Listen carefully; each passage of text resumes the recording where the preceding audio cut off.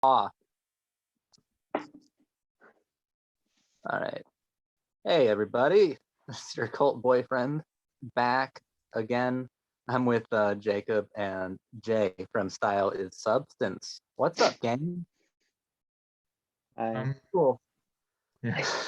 Wow, we still have that chemistry, that $1 million banter. I was gonna say, since last week when we were last together. No, I popped up out of the blue, and I think I was AWOL for like 4 months at least, if not more, like half a year. And I think I just immediately send you guys pictures of House on Haunted Hill, the movie. We're gonna do it. We only get it together for like the real Kino, the real good stuff. I was gonna say, we missed last time because we were talking about city lights, and I think everyone collectively said, "Nah, fuck that." Yeah. And then we saw House on Haunted Hill. We're all like, "Oh God, let's get the band back together." You were talking about doing Lawrence of Arabia. You were talking about doing more Frank Capra with me. I'm more excited about Charlie this. Chaplin, and then suddenly it's like 4 months go by. You come back, House on Haunted Hill. I'm more remake. excited about this. This is the Capra better choice. and Chaplin, they all have their they're soldiers, they're heroes. But ain't no one going up to bat for William Malone and Chris Malone. I am ready for Dark Castle. But this movie, it's another one like Bride of Chucky. Like I watched it a lot when I was like maybe 10 or 11, and of course back then I thought this was like as hardcore as horror got, and I was like, bro, this is so fucking intense. As I got older, I just like loved it more in a different kind of way. But people kind of forget that this was the first Dark Castle movie, which might be the only good thing, in my opinion, that like Richard Zemeckis, what's his dumb name? Zemeckis had ever been behind is creating Dark Castle films. And this was the first one that kind of started off like their own little, you could probably call it a franchise of films of mostly remakes and ghost stories. Like they followed up this one with Ghost Ship, and then 13 Ghosts, another William Castle remake, and then House of Wax was a big one for them. They always had like a really distinct style that was kind of laid down by this movie. Probably best characterized by that I think this started the fad, but honestly Jacob's Ladder did it first, I think, right? When it was like the really fast movement and then like a stop. You know what I'm saying? Yeah. On the person? Yeah. Like that shit was really, really popular in 1999 through 2005. The metal music video thing, you mean? Yes. I mean, well, this film. And then David Lynch shamelessly ripped it off for Twin Peaks: The Return, and there you go. I don't know about that one. He heard this video was getting made, and that's why he dropped out of Cannes. Yeah. He didn't want to be like. He's afraid of Chris Kattan. He's like, dude, I know that the Canaanites will come after me. I think that Chris Kattan was perfect in this movie. It's pretty entertaining. I loved him to death, but I think we'll do this. Well, this will actually be slightly structured. Oh, also like viewers, I guess. So sorry I've been gone for so long, but like whatever, I'm back and we're talking about House on Haunted Hill, what you've always wanted me to talk about, I'm sure. Where to start? Where to begin? I mean, very briefly talk about the kind of filmmaker William Castle was. Who, well, I mean, in general, he wasn't a good one, but he knew that. He was like a shock gimmick kind of filmmaker. Someone who John Waters, I mean, absolutely would like worship. Right. The original versions of this film, like if you watch it online, you can watch it on YouTube for free, but you're not getting the full effect because I've never seen it with the full effect. But if you see it in a theater, they had like skeletons and other like ghouls and goblins set to like be pushed out on the screen or on the theater stage to scare the audience. It's the same guy who did, essentially like Smell-O-Vision or 3D or like Mr. Sardonicus was my favorite of the Castle kind of gags of it's a normal movie until the very end where William Castle shows up and he's like, well, obviously this guy is a terrible human being, but I leave it to you, audience. Should he die or should he live? Have a vote. But the secret of the trick is he only ever filmed the death scene, so it was never like a question. It was always going to be the death scene. William Castle was basically like I like the fact that, oh my god, I keep wanting to say Vincent Price. It's going to be hard. Stephen Price, played by Jeffrey Rush in the movie, was like an amusement park like tycoon or something, because that's really what William Castle films were. They were cheap and unfair entertainment. Like, you couldn't predict what would happen. It would be some gag out of left field that not only broke the fourth wall, it didn't believe that any walls were there to begin with. So I thought that it was cool that Jeffrey Rush was playing not only like a weird version of Vincent Price, but also I think the embodiment of like the flavor of a William Castle movie. And that's really all I have to say on the original. There are recognizable carryovers, interactions between characters. The husband and wife, the Prices, are still like trying to murder each other in like a psychosexual sort of way. And like Elijah Cook Jr., great character actor from, Rosemary's Baby and a bunch of movies. His filmography is probably a mile long, but he played Pritchett, who Chris Kattan plays in this. I think the Peter Gallagher doctor character is pretty recognizable from over there, the Blackburn character. But we're here today to talk about House on Haunted Hill, 1999. I think we'll just start from the beginning. Opening credits. What are the thoughts on the opening credits of this masterpiece of film? I was tweeting about it, actually, how much I loved it. I also took screenshots of it and put it up on Twitter. Oh, it touched my heart when I looked at your Twitter. To see, because like if Jacob enjoyed it at all, there would be some tweet. There would be like a little tweet. But I got like I got 4 stills. I'm like, okay. Oh, I took more. I just didn't post them. My other favorite one that I didn't post, I should, is the one you probably find it, where it's the montage of them getting the invitation. It's like a pan up of her legs, and it's just like horror, mutilation. And I was like, so what good. a better That scene has aged to me so well. I think that scene is still it pumps you up because it's got that great Marilyn Manson cover of Sweet Dreams within this technically cover of a William Castle film. Yeah, I was trying to figure out who it was. Yeah, that was Marilyn. That's Marilyn. Yeah. It was so good. It's very end of 90s vibe there with that rapid. It is, but I think it still does its job properly. Well, yeah, no, I don't mean that in a mean way. I think late 90s stuff, it's very much of its time, but in a good way, as like we can look back and like, yes, this is emblematic of 1999 with that rapid editing, the rapid editing of that montage towards the beginning with like set to Marilyn Manson. That is what I like about this, I see it as a good like end point of 90s filmmaking, because I think of like introduction montages, right? And like I think only like Tarantino and Danny Boyle could really popularize introducing all of your main characters during like a music montage within the first 3 minutes, like with their own individual title cards. And this is I don't know if a horror movie has ever done this before, but I love meeting our primary characters in this limo, like, and we kind of get a good sense of each character just by their body language and by the way that the music will kind of give rhythm to a certain moment. Like, Taye Diggs is a cool fucking guy because that's when Marilyn Manson starts screaming. And it's like, okay. Funny because he's like the saddest one of them. He is. But then you show up there and Chris Kattan's just, get out of your car, get out, come up here, get out of your car. He takes away all the badassery of the moment. And I love him. But the beginning of the movie, we shouldn't gloss over.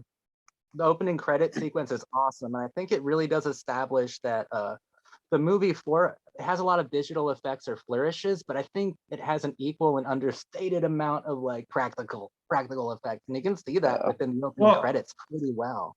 Well, that kind of is what I liked about it, like aesthetically, because it really kind of like juggles between kind of like the new and the old, because there's a lot of like retro in that, in like the set design and in those special effects, but then it will take you into something a bit more new and kind of like and I think that's sort of that like juxtaposition of two kind of like modern versus kind of like old-fashioned that's what I think really kind of worked about it. And I think in some ways it's like it's a love letter to the original and kind of just like, Vincent Price, William Castle films in general, but also it is trying to kind of like establish its own identity of like taking like these kind of like horror films forward, I Yeah. I do think it kind of bridges between the two decades, like the 90s into the 2000s, partly because like the first half is so like overwhelmingly 90s.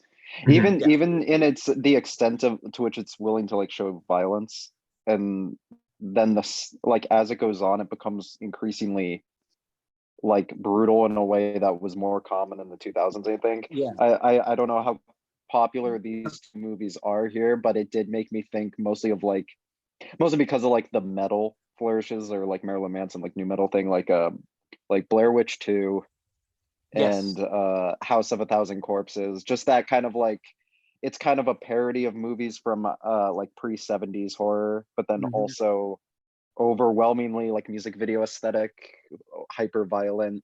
Mhm. It was interesting. I was really fascinated by that because it's like on one level like obviously like a throwback to 50s horror, like I thought of like Roger Corman, but then at the same time it's like a scene from I mentioned David Well, Lynch, but it's like yeah, like the eyeless mouth face thing. yeah, Yeah, and yeah. that was It actually, was I pretty. think, an unused monster. Like Dick Smith invented that monster, and William Malone got to use it. And Dick Smith's one of the greatest old school Yeah, special effects wizards ever. But I think you nailed one of the most interesting aspects of the film. That part of it feels like a missing link between what we've labeled as like the POMO movies, the postmodern ones, and the Return. Because like this film, I'd be lying if I didn't say there's like several layers, like metatextual layers. There are, but first and foremost, this film is a roller coaster that's just yeah, about providing a cheap thrill, and I mean cheap in the same way as Castle, an unfair thrill. Like the yeah, logic of the yeah. film doesn't do it on purpose. I, And, Um, and that's what it's really aiming for, I think. And I think in another way, it's also, in addition to being that cheap thrill, it's also kind of like the sort of like the appeal of like MTV and kind of like that like rapid like conveying of information. You get like these old fashioned like shots, right, of like these like retro monsters and ripping each other apart, right, and but then it kind of like it's edited in such a way that like these like music videos would be, and that's kind of what I really like there, and it's really engaging on that level, and I think the film is at its absolute best when it really leans into that roller coaster, that amusement park kind of like setup, right? And I think that's really what like the filmmakers behind this were really going for too. um any thoughts on that? no, I would agree uh, entirely. Probably. It's weird to I like you go, Jacob. or go ahead. No, I think you had something. No, it's just weird to like pigeonhole William Malone because I want to say like he hasn't honestly done enough work for me to see like the character behind him as a filmmaker. After this, he did Fear.com, which really wasn't good, but it was a continuation of this style. Um, he seemed like such an unassuming like guy. I wouldn't say like a hired gun, like a hired studio gun, because he wasn't. It was just there is something very youthful about the film. Yeah, Like fresh feeling. When the film came out, it was panned completely by critics. I think it still stands at like 20 or 30% on Rotten Tomatoes, but like number one at the box office. Like people yeah. I were was gonna say it getting, made a shit ton of money, didn't it? people loved it. People loved the feeling of it. And it's also, I think, maybe the first time in the whole 90s that a horror movie was made that didn't actively think it was smarter than its audience, like Yeah, it yeah, wasn't like I've said it. I've loved my boy Kevin Williamson, but there's something about a Scream movie that knows it's who smarter than you or thinks it's smarter than you. He's just who? some guy. I think Yeah. he might have wrote Scream and Dawson's Creek. Uh, Probably wouldn't Oh, have he heard did. of him. He did Buffy, right? No, but this movie's got a Buffy connection, right? I was gonna. I had that moment where I'm like, oh shit, is James Marsden's gonna be part of this movie? And then he just wasn't. But Not I had a really. moment. Actually, it was more accurately, it was holy shit, James Marsden is in this movie. And then I caught myself. I was like, oh shit, James Marsden is in this movie. I remember we fucked up because on the channel we covered disturbing behavior and then a Buffy episode, and like it was so I think hard we not to fucked say it up a lot. James Marsden and James Marsters. It couldn't mean two separate kinds of actors, but it was cool. Yeah, and the reporter is Lisa Loeb, who's an incredibly famous singer-songwriter of the '90s too. That was a cool duo of cameos. And I guess as I live in Orlando, and it's probably painfully obvious to me and not to anyone else that like the roller coaster they're on is like down the street at Universal. It's the Hulk roller coaster. It's green and it's purple. And it's like Love that. Yeah, I love that one.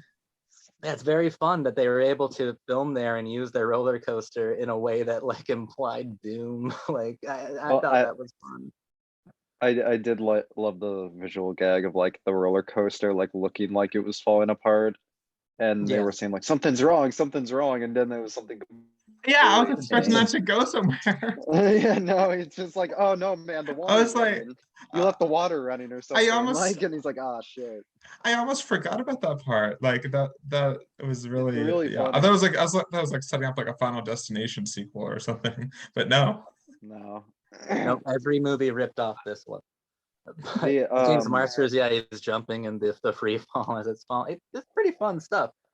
James I'm pretty sure Marsters, just gotta say, every time I hear him use his actual American accent, I'm like, oh, he does it pretty well. Forgetting that he's not British. That's just an offhanded thing.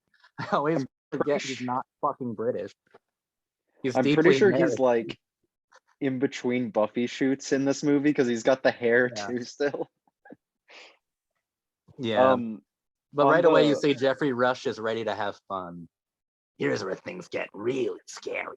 Like Jeffrey Rush is just having a fucking blast in this movie. And that's where we meet Famke, girl boss supreme in this movie. So now we can treat it like we do our normal analysis and go like death by death probably. Or we just talk about like when they arrive at the house, glass breaks, all this cool stuff happens. yeah, they do the Suspiria. Yeah, exactly, The right. ceiling breaks down. Yeah. And Chris Kattan honestly makes me laugh a lot in this movie. And it was cool, like reading into the character. It is a recognizable character from the original, but like it's obviously like reworked. But he really didn't have that much to do in the script, and the personality that we're seeing, according to director William Malone, like this is actual Chris Kattan. He basically invented the character that we're seeing. Yeah. And I think it's like a surprisingly complicated one for an SNL actor to come up with, basically on the point. Sorry, on the spot. Like the first one that really gets a laugh out of me is when he starts to try to like he tries to assert himself to Stephen Price, and he's terrible at it because he's Chris Kattan. And he's like, I want my money right now, so you give it because I want it. And like I can't not laugh at his like this character's earnest attempt to like to display masculinity, but like Chris Kattan's like ineptitude of through the character of Pritchett of not doing it. I'm telling you, this Chris Kattan performance is amazing. It's one for the history books. I'm gonna keep hyping it up. Basically, his job is the hype man of the house for the whole movie. Every line he I was has, gonna say that. Yeah. is gonna His kill whole them thing all. is to be like, nah, this house, scariest place I've ever been to. Yeah, he does it pretty well. So is this place haunted? Oh yes, but Oh, haunted. I make him sound like a cartoon character, but he's actually not. It's like a pretty like rational character in an irrational world. Yeah, I feel like almost everybody else was like a cartoon character. Yeah. Or maybe they're just in a cartoon environment. Yeah. I think it's both. I think it's time to talk about the first death, which I think is like really cool actually. It's Bridget Wilson's death. And she has this camcorder. She's like Melissa Marr. She used to be a talk show host or something, but she's like filming it, you know, trying to get some good content. And she comes across like a surgery room, a medical facility, and oh, this is set at a mental hospital. I don't think we've said that. But, Yeah. Which is one of the biggest differences from the original to the new one. Yeah. every time she lifts up the camcorder in the frame, she can see Vanikit, played wonderfully by Jeffrey Combs, who I'm sure we'll talk about soon, like dissecting the body on the table. And it's pretty cool. It's really well like choreographed and like figured out. And I actually think that's a really fun, funky death. And I think it is the first time we see that Dick Smith monster from the dream sequence later on. Oh, like, do we? I might be forgetting it. They like just the mouth for like the face basically, and it runs Yeah. up and does the Oh really fast thing I was talking about. yeah. I forgot it did that. I think that's really cool, and if it doesn't hint at like the found footage craze to come, it is commenting in its own way on the Blair Witch that had already happened, of like Yeah. now found footage can be like can help develop a more traditional horror story in ways that we haven't thought of before, because they find her camera and they watch it and it's like they see some creepy shit on it. It also shows like they follow her blood stain all the way up to the ceiling, and that was interesting. William Malone made sure that every set was like enclosed, which made it a lot harder to film, but like every set would have a roof, like every single one, which seems to go above and beyond from a technical standpoint. But he thought it was better for the atmosphere or something like that. But Bridget Wilson as a character, there's like nothing to the character. She does her best with what she's given, but I think it's a very good first death that sets the tone pretty well about 45 minutes into the movie. Before then, we're basically given a tour by Pritchett, by Chris Kattan, of like basically every Chekhov's smoking gun in the book, but in this case, as opposed to a scream, they fulfill every one of their smoking guns. Like here's the saturation chamber, and and here's all this other shit that will come to play a pretty significant role later on. They do a better amount of foreshadowing though. So like I've noticed it this time, like when he shows off the saturation chamber, like the thing Vanikit's theory with inventing it was what could drive a sane man mad could drive a madman sane, that sort of thing. It does linger on Jeffrey Rush being like morbidly curious about it. So it is nice seeing that it's like Jeffrey Rush who gets thrusted in there later on. But any comments on what I've said so far? Which part? I mean, I definitely like the layout of the hospital, because they do like the Star Trek thing where it's like this place is supposed to be enormous, but also everywhere they go is within a 5-minute walk. It's like all right there in the center. It's but I kind of find that kind of endearing. Like they can hear each other throughout the whole movie. The whole thing is like they keep hearing people scream from like down the hall, and then they move to that location. It's really great, but I like the geography of it. It's really nice. And I know he cribbed one of Ridley Scott's tricks. I forget what exactly he did. Something about burning. The one with to make the eyes glow, like from Blade Runner. Yeah. I know what you mean. I used to know what that trick was, and I forgot it because I watched that behind the scenes thing ages ago. But he did that with like the Taye Diggs character leading Ali Larter into like a vat full of blood. Yeah, I really like that set piece because for some reason I actually bought that maybe Taye Diggs is like behind all this for a second, and then I was like, oh no, he's gonna. Actually, my immediate response to that was, oh no, he's possessed. They're gonna kill the black guy first, and then he doesn't. So I was like, okay, thank God. But no, he lives. He lives. The Dark Castle films made it a point almost of like having black characters live. It was not weird. It was fun. It was cool. Yeah. It was like a trope of Dark Castle. Little subversive. Wasn't that eye effect like accomplished by like putting like a mirror in front of the eye, just like in the exact right place to make it like kind of like orangish or yellowish kind of. I could see that. That might be it. I'm not sure off the top of my head. Because it's trying to get the same effect as like red eyes. Yeah. In a controlled way. I know that's where he cribbed it from, because he said as much on the commentary, and it looks really good. But I mean, it goes to show like, man, a lot of thought was put behind this roller coaster. Every scene called for a lot.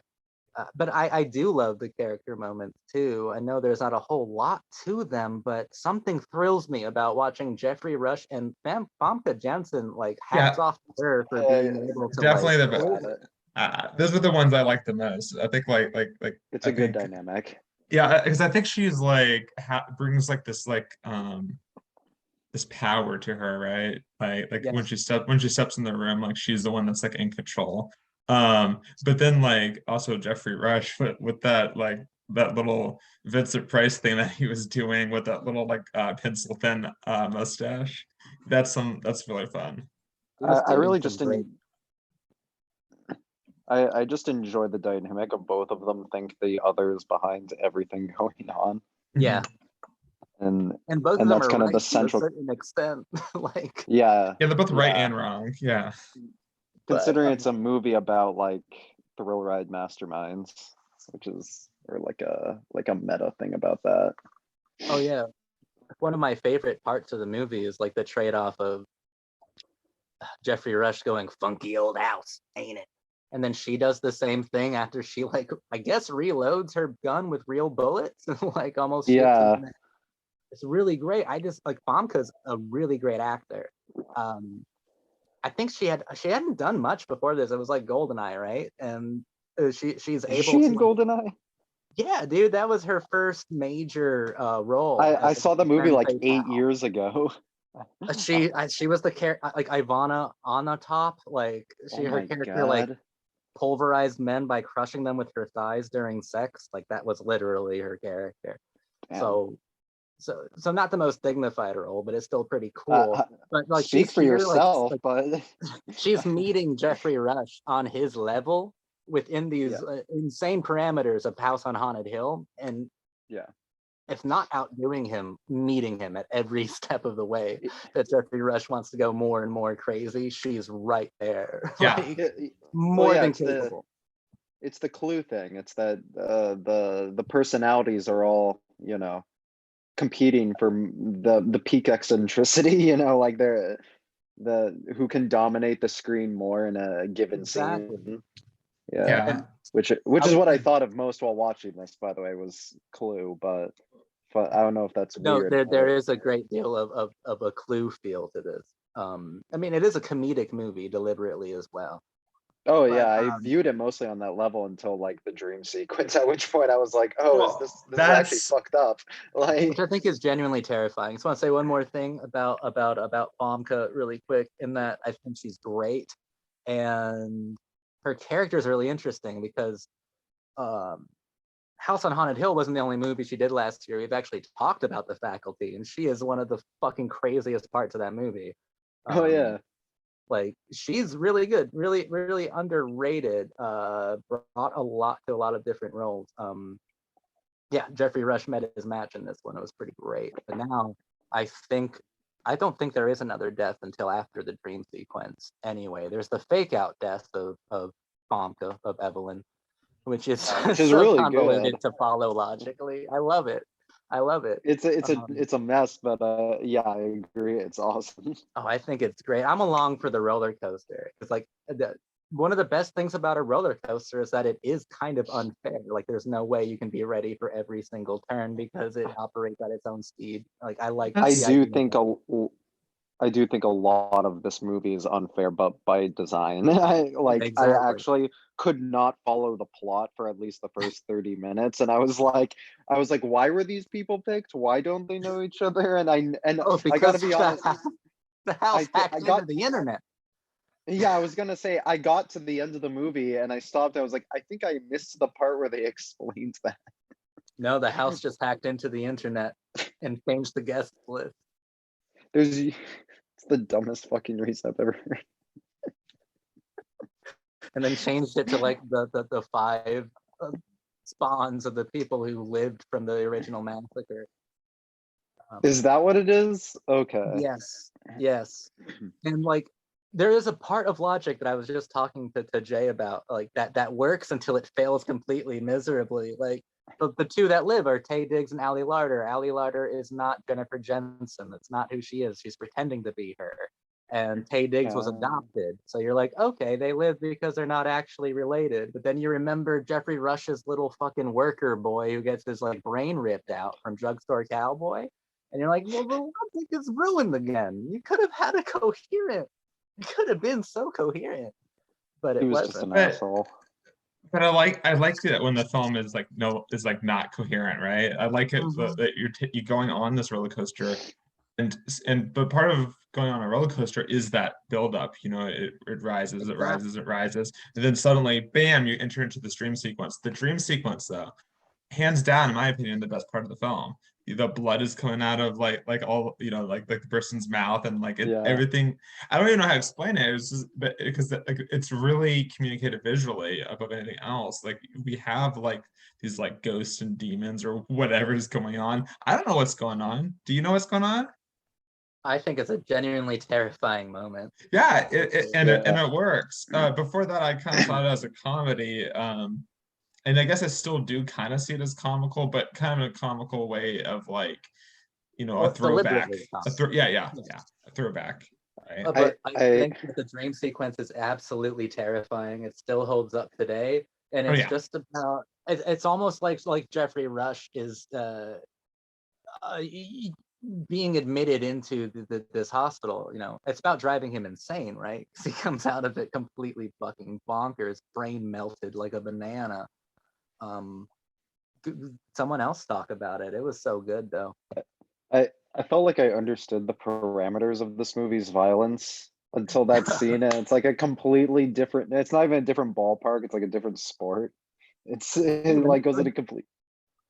When they wrap like the plastic bag or something over his head, and then put like these little metal wires and like barb it shut and throw him into like water.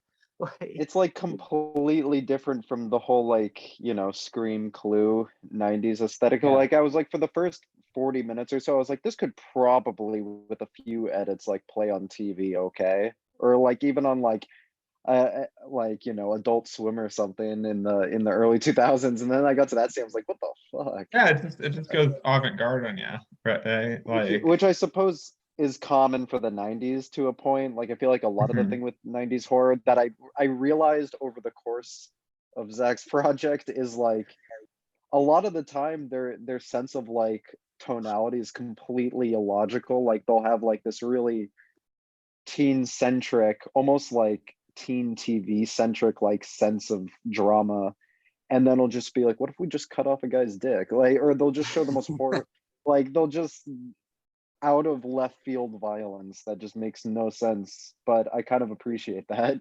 I really like that. But like everything about that the way that sequence is designed, like when they're pushing him through on the gurney or whatever it is, he's got that like covering over his mouth that's like has the indent of a smile on it, and you see some of the patients from the opening of the film who like start the riot and kill everybody. You see some of them in there, and like I kind of think about like a subtle Freudian language possibly being used, that Stephen might be like a repressed like homosexual, and like part of this is like some weird kind of like a grotesque Nazi-esque punishment like towards him for being. I can roll with it. Yeah, you can roll with it. I mean, I can show you where they said that they were inspired by like by the Nazi experiments that they would do on people themed as others, I think there is a large part of it like that. I mean, the idea that he loses his head is like Freudian for a feeling of castration, and who's bouncing his head? His wife. Like there's like a large part of like psychosexual appeal there. It might not be repressed homosexual, although like Famke does say that to him several times. Well, yeah, and you can kind of see like that the battle of the sexes in a way between like Famke and Jeffrey, and there is that kind of like femininity, like kind of like will it overtake masculinity kind of thing. And towards the end, even like she looks at him and she thinks that he's dead, right? And then like he's like, nope. So the man will rise up again. Yeah, the fellas rise up. I mean, it also does feel like they get off on each other being this way. So they do. Even at the point where like he comes back to life, and then when she comes back to life as a fog demon, and then when they both get resurrected, let's not forget that. So I guess the women do rise up at the end, and yes, as a fog monster. I wasn't gonna go that far just yet, but yeah. I am heavily reminded of like of their banter, and like a lot of the repressed homosexual stuff I find really interesting. Because it seems to fucking really piss him off when she does it. When he's like, you fucked everything like within like a mile of our area code or something, and she's like, what excites you more, like me fucking other men or just the other men? And that's when he like pulls Yeah, her I hair remember that one. back and is like, dude, oh my god, it kind of is erotic, kind of is hot in Yeah. its own way. I mean, I feel like the setup in itself is kind of inherently erotic at times. Like, and I'm talking about like the Clue setup. Like, it kind of has that quality. Like, it's supposed to be sultry. But Even with lest like the we inclusion of the forget, femme fatales. directly after, there are so many twists and I'm glad that you said two characters were resurrected just to kill each Yeah, other. just Like, one actually and one like demonically. right. But Peter Gallagher is our next death. Dr. Blackburn is our next death. Who who doesn't die from supernatural causes. He is Yeah. gutted. He's stabbed to death by a wonderful. I love Famke in this movie. Like, we need another body. Well, what do you have in mind? Okay, it sounds crazy, but hear me out. And then like just stabs him a bunch Yeah, of. I But love there's that. like a good amount of like, you can tell it's her first time because like after she stabs him in the chest, she does this reaction with her face of like, oh, this is what it feels like. There's layers to the acting here, everyone. Yeah, But this is what it feels like to overcome man, right? well, dude, the convoluted Penetrate way the in which man. I guess that the house hacked the internet, but Famco was still able to get Blackburn in there under the radar. Does not Yeah. follow the logic at all. Because like they also had one throwaway line of like, I guess that atropine really worked. Yeah, tricked them Yeah. all. What the fuck are you talking about? What are you saying to me right now? You, like, did you just get shot up with a thing that atrophied your body, or were you dead? What Oh happened? yeah, yeah. The fucking. I just went along with it, Just but go with it. yeah, I'm just happy to see Famke because I mean, if she died that way, that would have been a huge mark against the movie. If someone that badass just got electrocuted to death, no. and didn't come back as Satan. Yeah, to like kill the guy who's like under her wing. And not only kill him, but she clearly cut off his head so she can place it inside of the saturation chamber and frame Chamber. Jeffrey Rush for it. Yeah. Good God. Peter Gallagher was good in this. He's an awkward kind of actor, whereas like everybody knows who he is, but he's not. I don't know if he's really famous for any one thing. I know him from my generation as the dad on the OC or something. Like, he's really famous.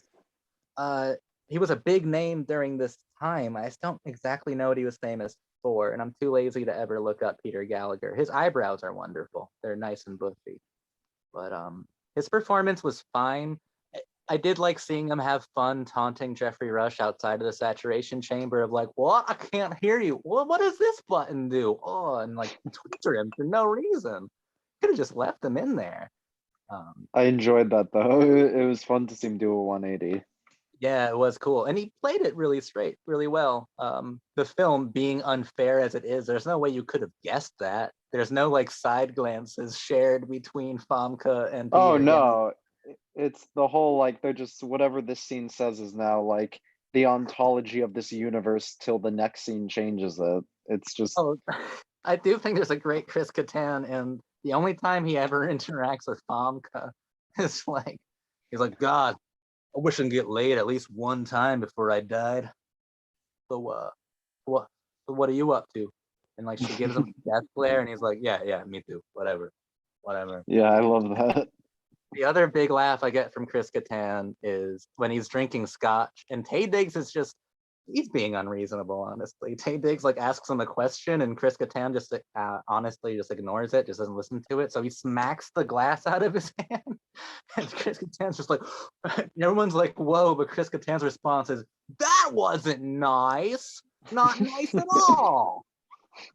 Like, dude, Chris Chris Kattan is Kattan's chewing it up. He's chewing it up. well, he wasn't given any direction, so he just had to do what he felt like. He was given one direction. The comedy comes from the content of the scene. Like, don't make any jokes, just react to things, and he did that perfectly I mean, fine. That was good himself. I feel like that's everything is just whatever this scene dictates is the logic of this entire universe.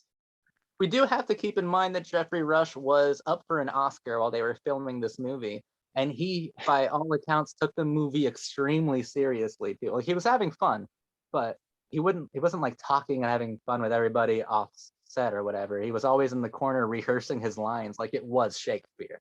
Like, this was a huge moment. Like, I'm just imagining him going like, "Sorry, Petunia." No. Sorry, Petunia. like how do you rehearse these lines? It shows he's engaging as fuck. I think he knows how hammy he has to be. And when he's finally out of the saturation chamber, he really elevates it to 1,000,000 when he's confronting like Ali Larder, and she's so scared that she shoots him 1,000 times in the same spot of the chest where he has a bulletproof vest on. I don't know why, because he said that he would never give his wife real bullets anyway, so I don't know why he was wearing the bulletproof vest. He didn't seem concerned about it before. That's a good point. Again, it's whatever. What happens There's in just a single scene changes what happens on both sides before and after. And there's an internal logic just consistent with the individual scenes. It's not with each other. Yeah. Okay. So like, if in this scene someone has red hair, they always had red hair. If in the next scene they are now blonde, they were always blonde. That is how you should think about it. Okay. So, which, to be fair, again, is like theme park logic. Did Zach freeze? Froze. Zach froze. Pause for a moment. No, there you are. We could just keep it in. You're back. Just keep it in. It didn't last too long. But I was saying that I would no editing. Of House of Haunted Hill. I love the movie. But I did read that it took them like 2 years to write this movie. So like, it feels like it was written as a like what you're saying. Like, oh, well, he was just wearing a bulletproof vest the whole time. Like, oh fuck, I killed him. How do I bring him back? Oh yeah. But it was 2 years. Like, oh yeah. To clarify, I think it's in a very controlled way. I think it's very deliberate too. Like I think it's on purpose that he's just like now he just has a bulletproof vest. Like he is just got, because I don't know. I feel like the whole theme of the movie is like you know, you leaned in like you're so excited to hear what I'm about to say. Like you know, like artist as theme as showman type deal, you know, like your Hitchcock shit. You're frozen again, just so you know. But you are frozen. I'm guessing Jay can't hear you either, but there you are. Yeah, like artist as showman, you know, like the Hitchcock thing, or I've seen people talk about Tobe Hooper the same way, like the guys that are like, no, I'm making this shit for children, but I'm gonna make it the most perfect way possible. Yes. Or I'm making this for, you know, the people who are high or drunk or coming home from work, and I'm gonna make it fucking perfect. I'd like to add on to this like showman idea of like the way that this film was made. I mean, or also talking about William Castle and stuff too, in a way. This film is the only one of the Dark Castle films to actually have a gimmick. When you bought the ticket, they also gave you a scratch off with the chance to win $1 million or some other prize. Like, so there was part of a gimmick when you went to buy it. It was part of a show, part of a ride where you had a scratch off in your seat and like, oh, I didn't win, but I want a Pepsi at the concession stand or something. Like, did anyone win the $1 million? I didn't look into it, but I wouldn't be surprised if no. Like, absolutely no. But I mean, and the film is gamified from the very beginning with $1 million each to someone who survives the night. I don't really know what Stephen Price's original like plans were, because I don't think any of them work. Like they had a coffin. Was he actually gonna pay them? Yeah, he had a case full of guns inside of coffins. I don't know what they were gonna use those for originally.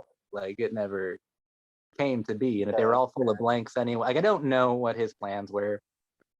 But I'm thinking about it slightly too much, but I love this movie. No, Um, I think that's intentional. It's nothing but red herrings. and the Infinite red guns and the herrings. coffins thing, like that is from the original, but they weren't in like coffins. They weren't like floating in like, dry ice. But so okay, we are on the scene where Jeffrey Rush comes back to life after Famke Janssen like slowly walks over to him, like barefooted or something weird too, in her long like blood red Carrie dress, and is like, "I've always loved your money."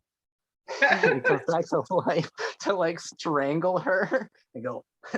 And at When this I point, he's saw just when I saw the dress, I was like, oh, she's gonna like go around and convince everyone she's like a ghost haunting them or some shit, and that just never happens. She's just like, I'm back, bitch. Yeah, but she becomes a ghost. their Until plan she was actually wild. Like her plan was to have, oh, she got to be racist for a line too.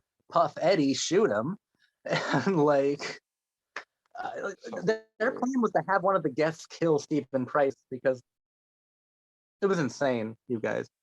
But she was racist in that one line. It was Yeah. wonderfully Well, reminding me of thank 1999. God the devil got her. Thank God.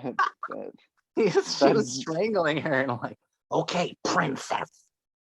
Like, but it does like there's a good amount of characterization. He throws her through that wall, which is from the collection. Basically, Pritchett, Chris Kattan was just showing us a collection of smoking guns in the beginning that would come to flourish later on, like including that one room that Ali Larder is like, "What's in there?" He's like, "I don't know. I've never been in there, but that's not where we're going."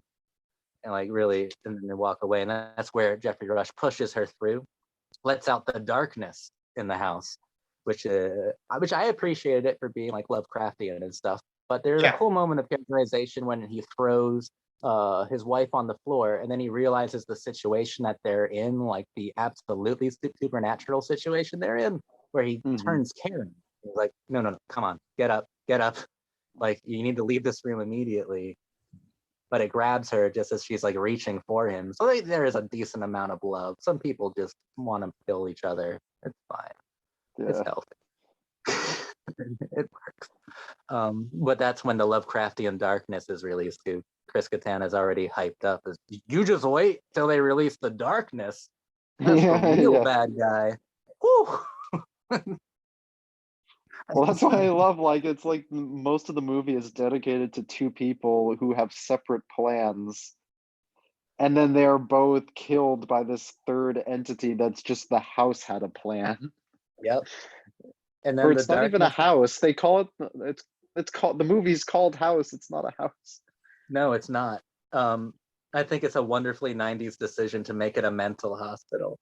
Well, oh yeah, of course, but yeah, I love the framing of mental hospitals. That kind of started like a trend because Session 9 came out a little bit after this. Like mental hospitals were back for like a hot minute in horror. But The Darkness comes out, and I get to say my final words about Chris Kattan. No, I don't, because he comes back later on, and it's something that mystifies me. I missed his death because I that was the one moment in the whole movie where I looked at my phone for a second because I got a message and I missed him dying. I love Chris Kattan's energy. I love his character, and I love his death. Well, that was the whole thing, is that then all of a sudden I see his ghost pulling a lever or something. I was like, wait, when did he die? I was like, I missed him dying. I was like, and now he's the ghost pulling a lever. I completely missed. I was so confused. I was like, why is he a ghost? So many questions about Chris Kattan's ghost and like his autonomy. I guess he has autonomy because he wasn't in the original like list of people, but that doesn't work. He didn't even seem to like them. Why is he saving them? Right? He hated everybody. He hated all of them. He hated He just wanted to single go. person. Everybody didn't get along with any of them, and they didn't like him either. They were really mean to Bridget, and Bridget's just, yeah. He does something out of character of like that Stephen Price banging on that door. I'm gonna go let him in. Okay, when like, did you why? like this guy? You just saw.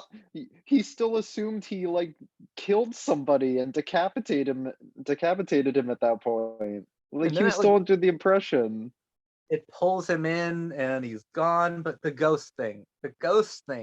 So like I'm left with so many, like the most horrifying implication is that Pritchett, like this kind of this nervous, hyper neurotic and hypersensitive guy with like bad, like self-destructive feelings. Is his eternity as like this, like being hunted by the darkness forever inside of he's obviously not a part of it. He's just there, just chilling. They're just gonna chill together and coexist. It implies that like he's gonna spend eternity hanging out with this darkness thing in the worst place in the world, like his hell. He had the worst.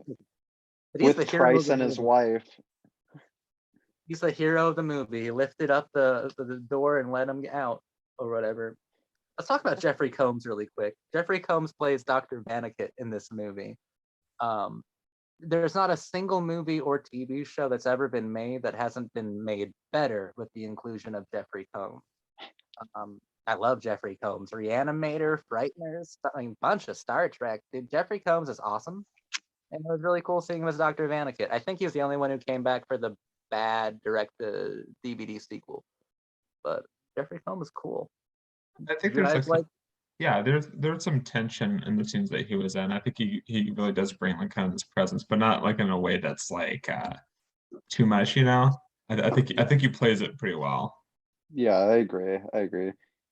His best moment is when he gets to be the head of that Lovecraftian darkness, you know, which was a lot like a Rorschach test, and I thought that was really a cool touch. Like it's a lot of it. Each character would see something else reflecting like something uniquely. You know, Stephen would see Evelyn, and Ali Larder saw Bridget Wilson's character. You know, like it was like a Rorschach of, I don't know, doom and madness and gloom. I dug that because it came right after her face melting, which was my favorite special effect in the movie. I thought it looked really cool. Oh yeah, I thought all of the effects looked pretty good. Yes. Like pretty much some shit off the deep web, man. Like that looks horrifying. Yeah. It's a nice variety of effects, which I think works because again, like if this were like a fun house thing, exactly, kind of just your animatronics, the movie The Fun House, where they have all the different like animatronics coming through, and then they don't know that it's like an actual guy, and then they have like the guy pulls off a mask and he has a mask under the mask and shit like that. That's really great. I think it's there are genuinely, like, I would say terrifying parts of the movie, mostly being that dream sequence, but it does like play into the playful nature of Halloween for adults, because a large part of it, from the coffins floating on dry ice or like the guns inside these coffins, it does feel like, you know, you went to Universal Horror Nights at one of their special little horror houses, and like everything's like pretty choreographed and like aesthetically jaw-dropping, and like you said, I mean, not just like the film The Fun House, which I haven't seen, but like it is like a carnival kind of ride. Yeah. In the sense that it is likely to break down within any second, but there's going to be a lot of injuries too when it happens. Like, it's really cool. Jeffrey Rush is the next step anyway, which was also a practical. It had some visual flourishing there, but they actually did build like an ashen sculpture of Jeffrey Rush. Basically, he gets consumed by the darkness. Like the darkness passes through him because he does something really nice. He like basically sacrifices himself and pushes Ali Larder out of the way. Again, for people he doesn't like, or care about. Well, yeah, exactly. It's fine. He didn't want to live anymore. His wife was dead. Who he was trying to kill. Yes. But they did build like an ashen sculpture of him that was set to like just disintegrate once like a heavy air wind is blown on it, which is what they did, and it looked really good. Nice. Jeffrey I didn't even realize. Looks good. I think it all looks pretty good, and I think that the set looks pretty nice. I think it is. Yeah, it's great. I gotta say, there were no like effects that struck me as like overwhelmingly 90s. Not even like the real because, and I think part of that is because like if you think about like the ghost effects, for example, like there is like this retro vibe to it, and I think like by establishing that you really do, it really doesn't date itself. You know what I mean? Like because Yeah, it's like built into the aesthetic, it's built into the horror, and I think that that's what makes it work. I yeah, agree entirely. because Just have so much fun with this movie. And of course, we get our two characters on the ledge. Tay Diggs has to face it down, screaming about how he's adopted, but that's when Jeffrey Rush takes the head of it and like, oh, the patient. Eddie, whatever his name is. It's really nice. And then Bridget. Pritchett. Oh my God, there shouldn't be so many people named Bridget and so many characters named Pritchett. There's only one of each, but it's confusing in my brain right now. Pritchett pulls the string. Fuck it, dude. Great movie. I'm done making. he's even making a face like I don't really care, but as I recall, like, but he's doing it. He's like, I'm gonna He's do done it. nothing good. Like the last scene he had with the two of them is one of Chris Kattan's better scenes too, where he gets to do the horror thing that I love, where he goes, "You don't get it, do you? This house doesn't have any morals because it's a fucking house," and he screams in her face like it's not good, or nor is it like prophetic or poetic. Like it's building up to nothing but him having a temper tantrum. He doesn't like these people. And they certainly don't like him, but he saves them because he's a good person. Is They he? end up. I guess. No. He's a great person. Pritchett No. is the hero of this film. He's a scumbag. He's great. He just wanted to get paid and leave. It's such a tragic thing. He didn't. I'll give you. He wasn't even $1 million, invited, Pritchett. really. He was just there. He's Yeah, I'll give you $1 million. I wouldn't even know how to spend it. I wouldn't know how to spend it all. I'm just leaving. Then he's like beating on the door until his hands are bloody. It's like every male in his family has been murdered by now. and then he is too. Yeah. But I guess he's just chilling as an autonomous ghost. And then our two Pritchett the survivors autonomous. are out in this really precarious like situation where they're really high. And originally, like you did hear like helicopters coming to like save them, but they made them William Malone had to cut it out. So now it just looks like they're stuck there, like laughing. Oh, I was Yeah. thinking about that at the end. I have no idea how they get down. There were scenes deleted from the movie that gave more of a focus on Ali Larder. Like she had a scene before they were all introduced where her boss was Debbie Mazar and she was terrible, and that's when she gets the invitation. She steals it from her. And then at the end of the movie, Debbie Mazar comes to buy the house, which she somehow inherited now that Pritchett's dead. Don't know how that works. I'm glad they got rid of it. But the person who lets her in is Dr. Vanica. That's how it originally ended. So I'm fine with like not knowing how they get down off of a very high building. I love this movie, actually. And it did start like a wave of the bridge between postmodern horror and the return is this weird age of Dark Castle movies, which like 13 Ghosts, like I said, is almost copy and paste of this, down to Matthew Lillard being exactly like Chris Kattan from this movie. Just it's Matthew Lillard, so a lot more drooling and screaming. I like 13 Ghosts a lot, but I think that House on Haunted Hill is better. I think that like I don't know. Jay might like this one better, House on Haunted Hill, but Jacob, 13 Ghosts has enough Jacobisms in it that you would like it for sure. Okay. I like it. I haven't There's seen no it. like I haven't dream seen Yeah. sequence. There's no like there's nothing genuinely terrifying in my opinion. I would Whereas this just, dream sequence was out of control. It was yeah, awesome. it was great. I think that's definitely the best part of the film, in my opinion. I don't know why, but I love these characters, even though there's not a whole lot. Like I've been trying to read into them, but I really can't. I just think that they're wonderful animatronics on this roller coaster ride, and some of them malfunction and they act in unordinary ways and alien ways, and it's fun. So would you say that you don't think this film really works all that well if you try to apply analysis to it and try to break it down? Beyond I don't agree with that. I would reframe that and say that it thematically. defeats it defeats analysis. It rises above analysis. Okay. So because it has that logic of like of a theme park, right? Where like, the building tension and then the release and crazy things happen. Things don't exactly make sense. I think you can pick apart like thematics, but as far as the actual plot goes, oh, good luck with that one. I think would if you try to disagree. Oh, of course you would. Yeah, Oh, I'm ready to perfect. go to bed. Let's fucking do this. It's been 4 Let's months. do it. Why not? Let's Why do it. not? No. With that, I'll be in No. your side. Bat for it. No, I pretty much exactly what I said before. Like I think it is like it's about like its own process. It's about like the artistry of kind of non-art of like Yes. commercial entertainment.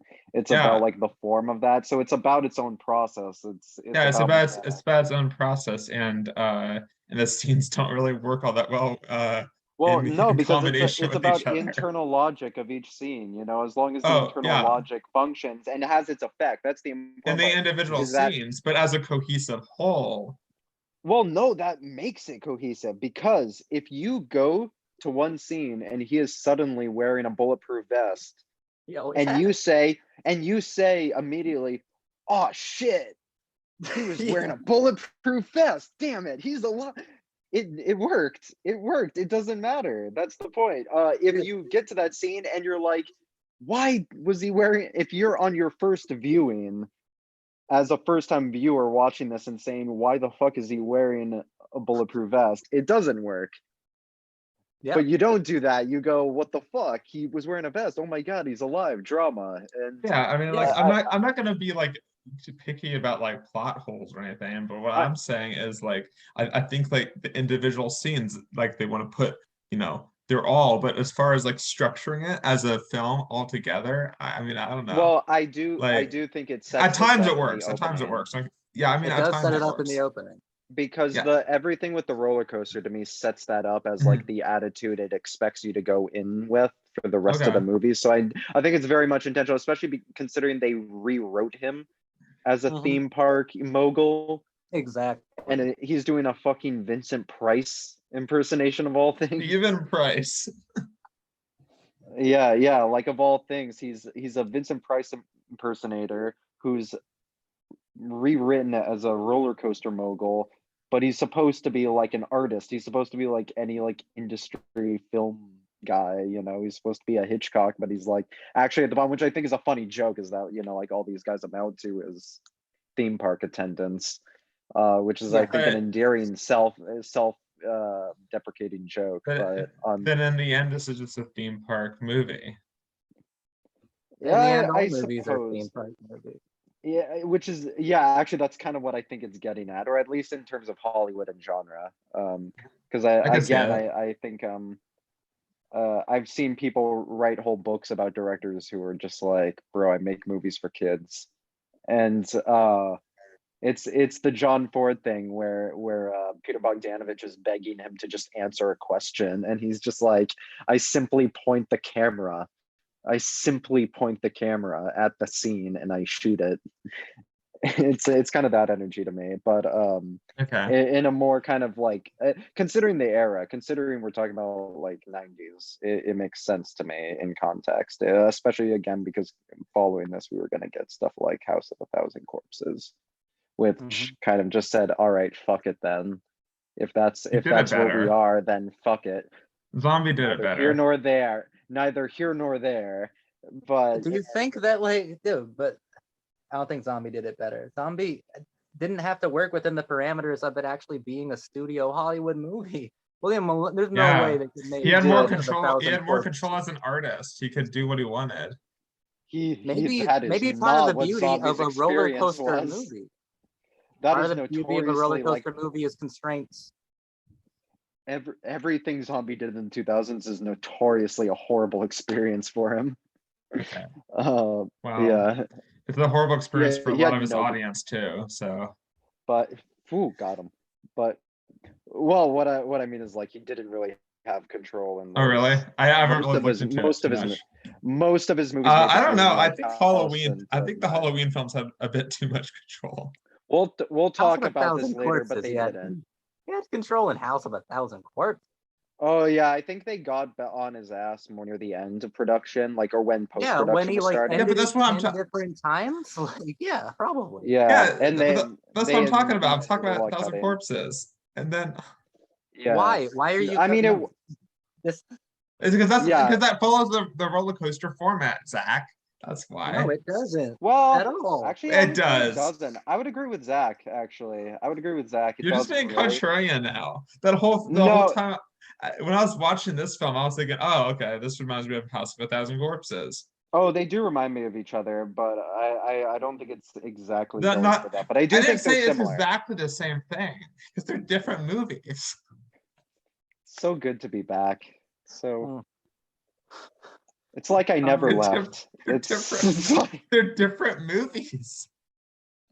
I was never saying otherwise. no, I wouldn't no, call I them. got you. I don't think Rob Zombie is a roller coaster Okay.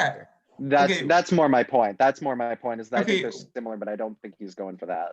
What have been in contrast or in comparison to the original movie then, Zach? Like what do you think I is think it more has a lot more in successful? common with like the hijinks and the trickery that William Castle would Yeah. and Rob Zombie would like years after this movie came. Yeah, but more specifically, what do you think William Castle does it well in comparison? It's difficult for me to say because I've never actually seen a William Castle movie the way God and William Castle intended me to see it. I don't know what the Fair. experience would be like if I didn't know the Yeah. trick, you know? That's I know what you mean. I kind of feel the same way. Also, because I've never seen a William Castle movie. I don't But think he's like a quote. I don't think he's a good filmmaker. I don't think anyone would tell you that he was. He was a great showman. He was a great yeah, figure. Like you had to see the movies in the theaters because you didn't know what was going to happen, but something you could never predict would. which is Normally having almost nothing to do with the movie itself, like something outside of it interfering with your watching of it. I think that that's more like what House on Haunted Hill and 13 Ghosts and like the Dark Castle movies were going for. I don't think they were looking for roller coasters in the sense to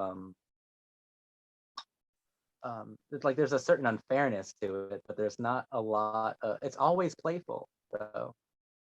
yeah, Like the nightmare scene is pretty terrifying, but it's like cushioned on both ends by like pretty exciting, engaging, and comedic scenes. It's supposed to be a thrill ride, but it's not supposed to be like.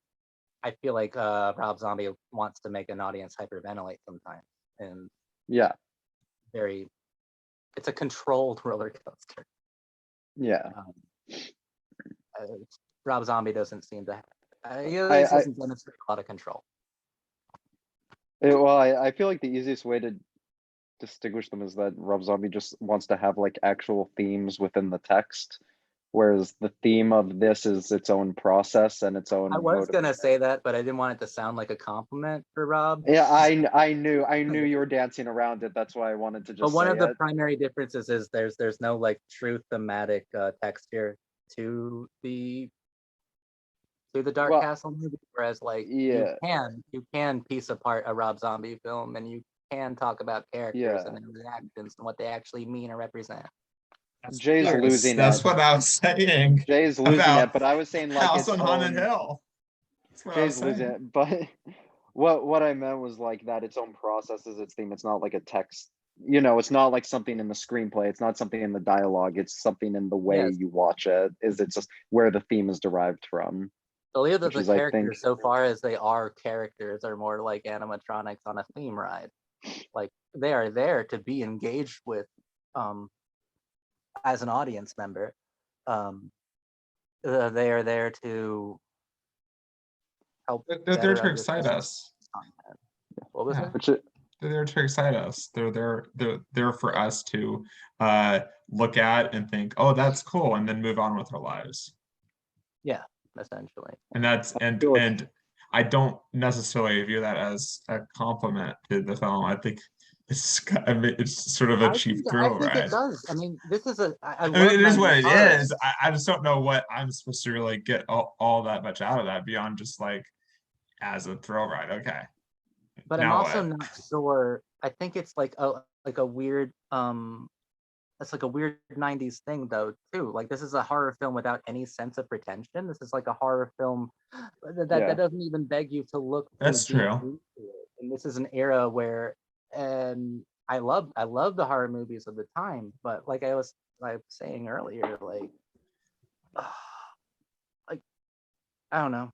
This It's movie just doesn't kind think it's smarter than you. This movie does think yeah, it's tricking you, but in a nice yeah. way. So it's just kind of a dumb movie. No, No. It's smart by just Justin, being confident with itself, right? No, watch you come so Fleischer. close. Watch Fleischer. Okay. Watch Fleischer, man. No.